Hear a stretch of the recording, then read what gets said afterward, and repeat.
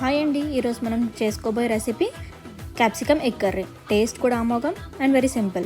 First కడాయి తీసుకొని దాంట్లో 2 table spoons oil వేసుకొని ఆనియన్స్, పచ్చిమిర్చి, కరివేపాకు వేసుకొని ఫ్రై చేసుకోండి.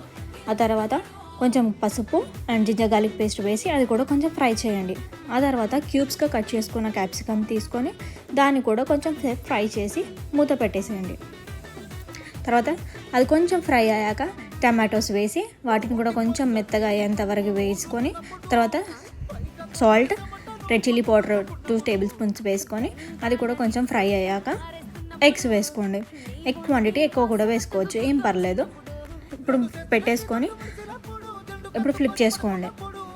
ఇలా వేసుకోవడం వల్ల ఏదంటే మనకి మంచిగా ఫుల్ క్వాంటిటీ ఆఫ్ ఎగ్ లాగా వస్తుందన్నమాట, బాగుంటుంది. అలాగే ఫ్లిప్ చేసుకున్నాక కొంచెం ఫ్రై చేయండి. ఫ్రై చేశాక పైనుంచి లాస్ట్లో గార్నిష్ చేసుకున్నామంటే ఎంతో simple tasty capsicum egg curry ready.